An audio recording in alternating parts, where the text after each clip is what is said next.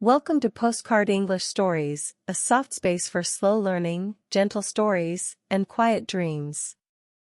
Today, I want to take you on a journey, not across countries or oceans, but into the quiet corners of one woman's heart. A story about tea, mistakes, and beginning again. With just one word a day. So wherever you are, walking, resting, or holding a warm drink, take a deep breath with me. This is your moment to pause, listen, and come home to yourself. My name is Lon, and I'm 61 years old. It was a cool, quiet morning. The rain had just stopped, and a soft breeze passed through the curtains of my small apartment in Hanoi. Everything felt still, the kind of stillness that only comes after many years of rushing through life. My grandchildren had gone to school. The market noise outside was fading. I was alone, surrounded by silence. That day, I decided to clean the old cabinet in the corner of my living room, the one I hadn't touched in years. It was filled with forgotten things, yellowed books, my son's school trophies, old photos of our family standing by the lake, all smiling in summer light. And then, beneath a pile of dusty newspapers, I found it, the old radio. It was brown, with silver knobs and a cracked speaker. My father had used it every morning when I was little. He would sit near the window, drinking strong black coffee, and tune into the radio while shining his shoes before work. That sound was my childhood, the soft static, the sudden melody, the voice of a man reading news in English, a language I didn't understand, but somehow loved. I picked up the radio and wiped off the dust. Would it still work? I found a few batteries in the drawer and placed them in, holding my breath. I turned the knob slowly. First, just static. Then a small click. And then, a voice. But this time, it was not the voice of the past. It was soft, warm, and modern, a woman, speaking English clearly, slowly. She said, "Hello. If you are learning English, you're in the right place." I froze. My heart skipped. She continued, "This podcast is for adults who believe it's never too late to begin again. Especially if that new beginning comes with tea and kindness." I sat down slowly on the floor next to the cabinet, holding the radio to my chest. I closed my eyes and listened.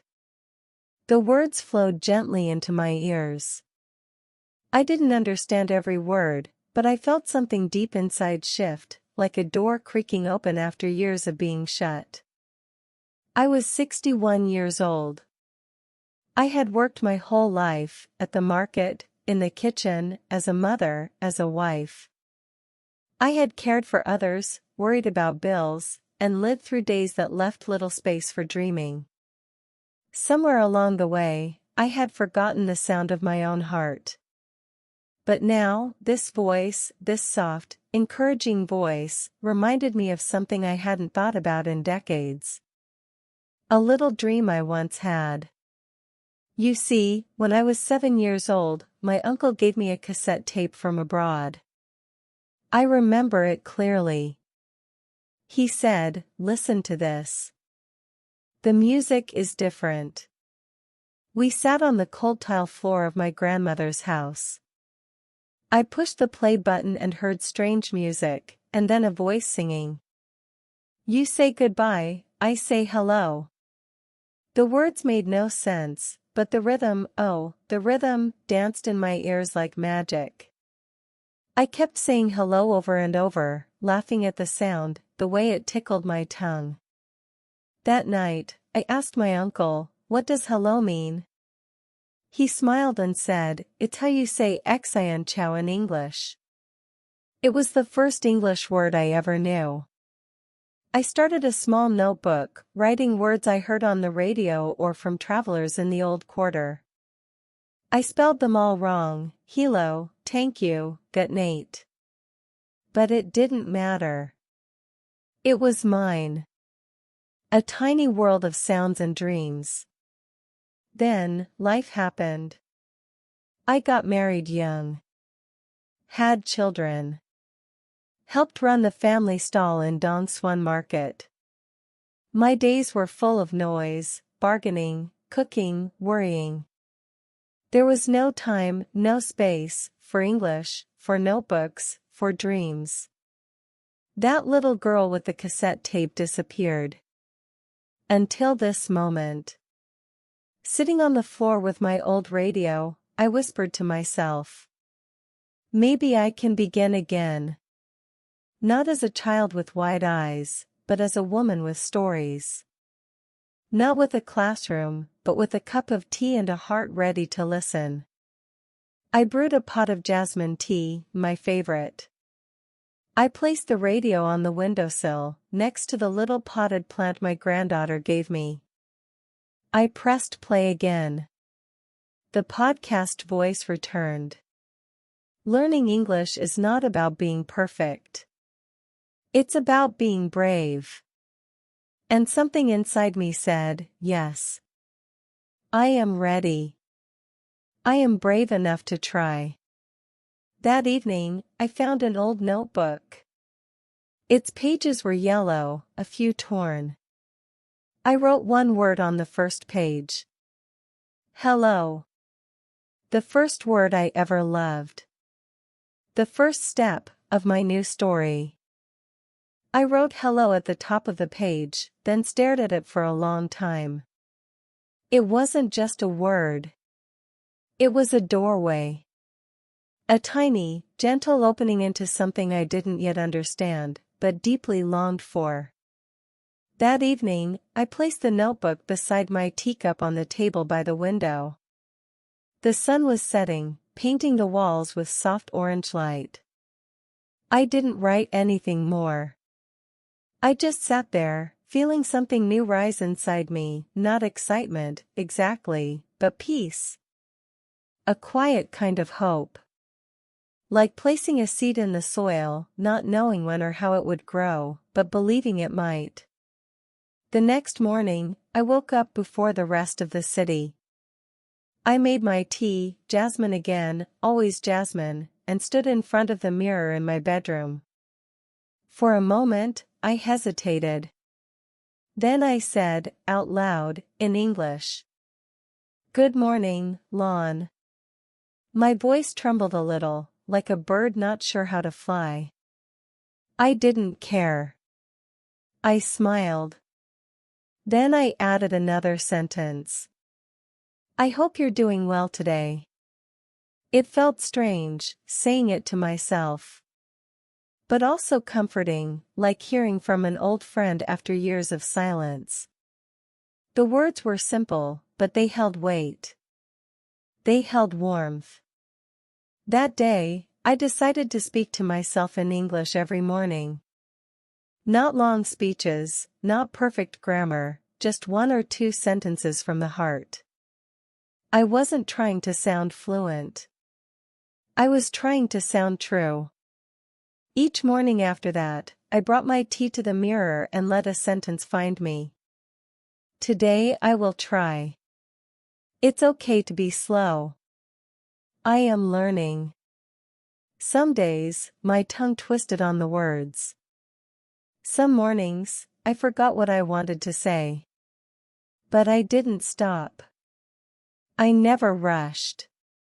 I let the words arrive like the steam rising from my cup, soft, steady, natural. And slowly, something began to shift. The mirror became more than glass. It became a friend. A witness. A safe place to meet myself exactly where I was, imperfect, unsure, but still moving forward. After a few weeks, I added a new part to my ritual. A notebook, not the one I found in the cabinet, but a new one. Blue cover, gold letters that said, Still learning. Every day, after talking to my reflection, I would open this notebook and write one sentence in English. Just one. That was my rule. One sentence, no pressure. Some days it was something I had heard on the podcast. Other days, it was a phrase I made up myself. The sky is cloudy today. I miss my mother. I feel proud of myself. Sometimes I didn't know how to say what I felt. So I kept it simple. I am here. I am trying. I am okay. And every time I wrote something down, no matter how small, it felt like planting a flower in a secret garden. My garden. My English garden. I started to carry that notebook with me. To the kitchen. To the balcony. Once, even to the market. I kept a pen in my bag, just in case a word came to me while waiting in line or walking under the trees. One afternoon, while waiting for my clothes to dry on the rooftop, I looked at the sky and whispered the word. Blossom. I had heard it before, but never really felt it. Now, standing under the blooming branches of my neighbor's tree, I did. Blossom, I said again, gently. To blossom means to flower. But also, to open. To grow. To become more beautiful. I touched a petal and whispered. You blossom. And so will I. That evening, I added the word to my notebook and wrote beside it. To blossom is to believe in yourself. I wasn't just learning vocabulary. I was letting the words teach me how to see life differently. The word hope became more than a feeling, it became a decision. The word still, such a small word, became a message. I'm still here. Still trying. Still learning. I wasn't chasing perfection anymore. I wasn't afraid of forgetting. I was learning like a child, curious, kind to myself, celebrating every little win. One evening, I recorded my voice for the first time. Not to check pronunciation. Not to compare myself. Just to capture a moment. I said. Hello. My name is Lon. I am 61 years old. I am learning English. Then I paused, listened to the silence, and added. And I'm proud of myself. When I played it back, I expected to cringe. But I didn't. I listened. I smiled. My voice was soft, my accent strong, but my heart was loud. That night, I didn't write anything in the notebook. I didn't need to. I just placed it on my pillow, beside a cup of cooling tea, and whispered to the quiet room. Thank you. Thank you, words. Thank you, mirror. Thank you, tea. Thank you, me. A few days later, the rain returned. Not the soft, gentle rain I loved, but the kind that came fast and wild.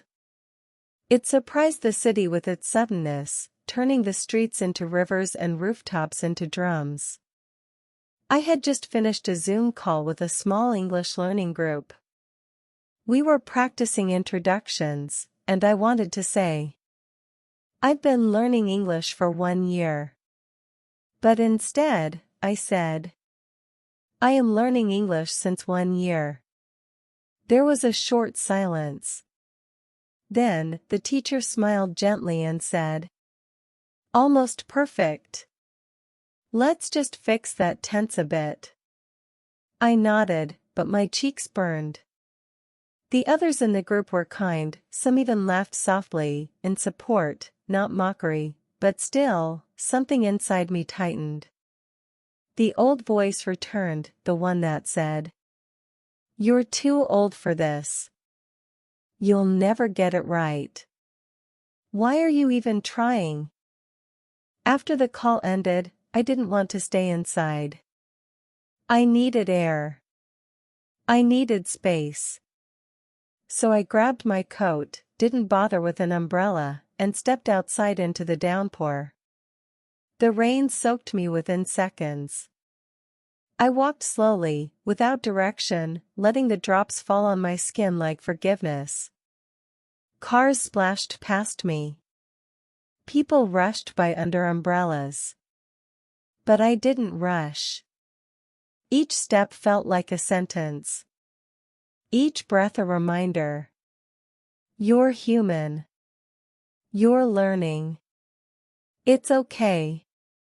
I remembered something I had read in one of my favorite podcasts. Mistakes are proof that you're trying. So I whispered it over and over as the rain tapped on my shoulders. I'm trying. I care.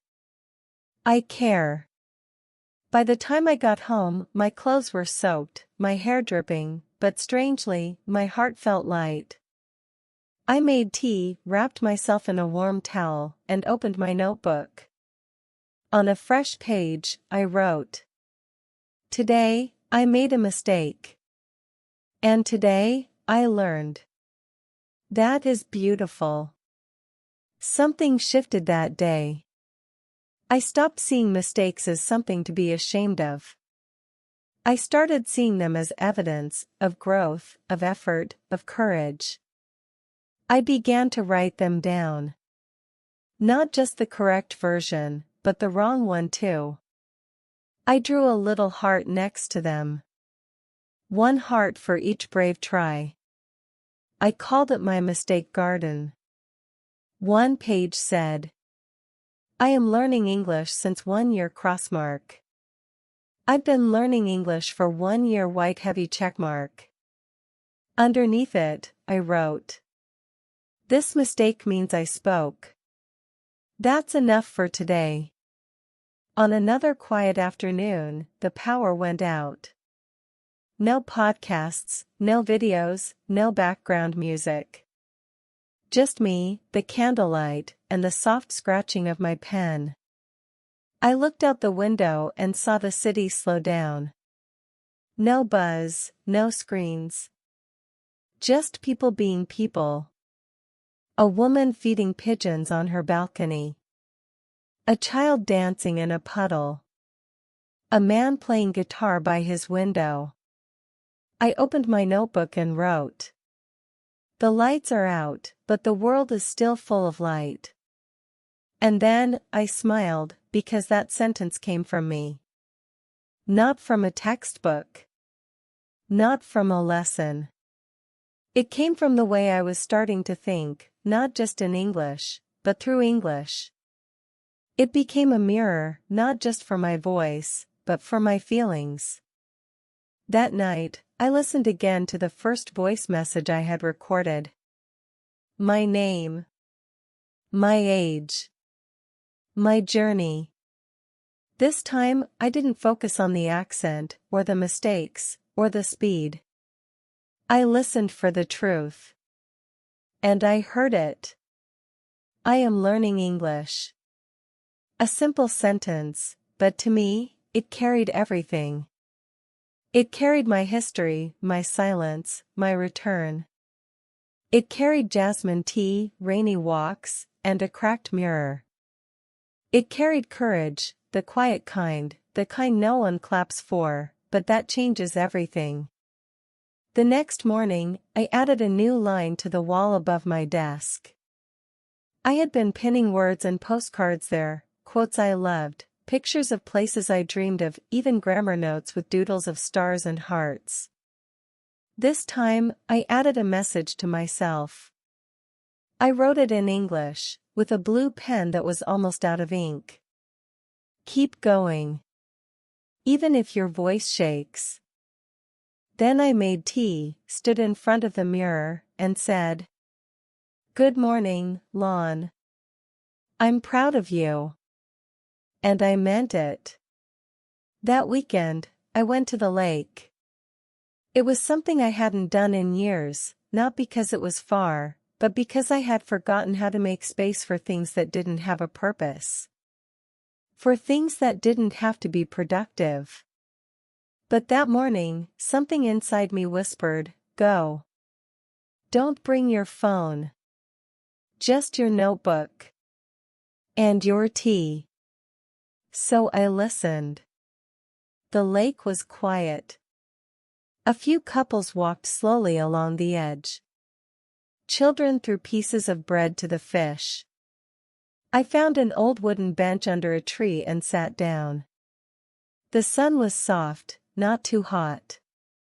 The breeze played gently with the ends of my scarf. I took out my notebook, but I didn't write. Not right away.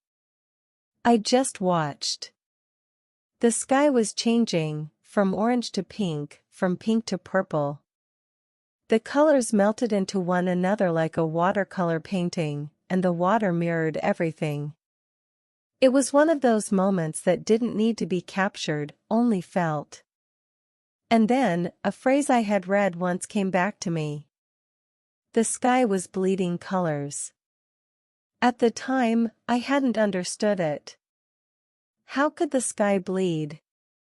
I thought it sounded too dramatic, too strange. But sitting there, watching the horizon spill over in pink and gold, I finally got it. The sky was bleeding, not in pain, but in beauty. In surrender. In quiet emotion. I whispered. This is why I love English. Not because I speak it well. Not because I use perfect grammar.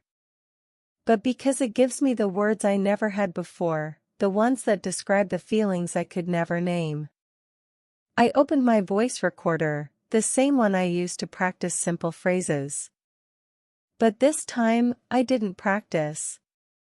I didn't repeat. I just spoke. "Hello," I said softly. "My name is Lon. I am 61 years old. I am learning English." I paused. The breeze brushed against my cheeks, and I could smell roasted corn from a nearby food cart. And then, something unexpected came out of my mouth, not from memory, not from a lesson, but from somewhere deeper. "Dear sunset, thank you for reminding me that endings can be beautiful too." I didn't plan to say it. But it felt true. My eyes filled with tears, not from sadness, but from being seen. Even if only by the sky. Even if only by myself. As I walked home that evening, I didn't listen to music. I didn't rush. I let my breath become my background. Each step was its own quiet sentence. I was no longer a woman walking home from the lake. I was a woman writing invisible poetry with her footsteps. And when I got home, I didn't write in my notebook. I just made tea, sat by the window, and played the recording.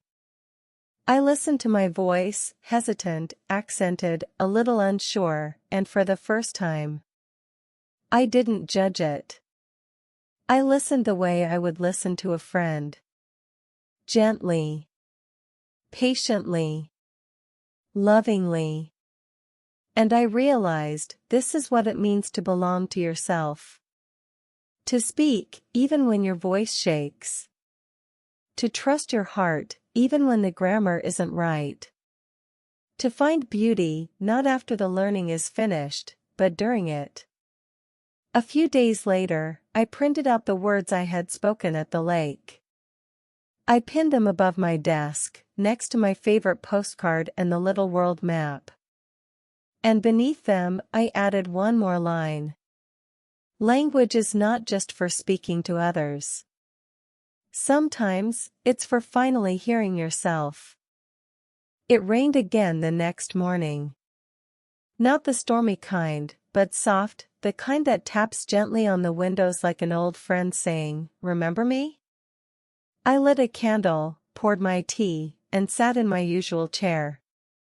The apartment was silent, except for the rain and the sound of my pen moving slowly across the page. I wrote. Some days are loud. But today is soft. And I need that. I looked up, and for a moment, I felt it, that feeling I used to chase but never quite catch, peace. Not joy. Not excitement. Just peace. Like everything was okay, exactly as it was. Like I was okay, exactly as I was. Learning English hadn't just changed my vocabulary. It had changed the way I spoke to myself. The way I saw the world. The way I moved through time. It had become less about remembering rules, and more about remembering me. The little girl with the cassette tape. The young mother with no time to dream. The woman with silver hair and a blue notebook full of first tries and quiet triumphs. And somewhere in between, I found her again. The version of me who believed in soft starts. In the power of one word a day. In the magic of saying hello to yourself, and really meaning it. It was a quiet Tuesday morning when I created my English corner. Not a big space, just a small nook by the window, where the light falls gently in the early hours. I didn't plan it. It just happened. Like a dream quietly asking to be welcomed. That morning, I had just finished listening to another podcast episode. The speaker said something that stayed with me. Create a space for your dreams to visit. I sat in silence for a while, holding that sentence in my hands like a fragile teacup. And then I stood up. I moved the small table from the corner of the room, placed a soft cloth over it, and brought over my favorite tea set, the one with the tiny blue flowers. I added a little candle, a potted plant, and my notebook. That was all. Above the table, I pinned a few postcards, one of the lake, one of Kyoto in spring, one with a quote in English. Still learning. In the middle, I placed a sticky note with a single sentence. Keep going, even if your voice shakes. That corner became my safe place. Every morning, I would sit there, sometimes with tea, sometimes just water or coffee, and write one page.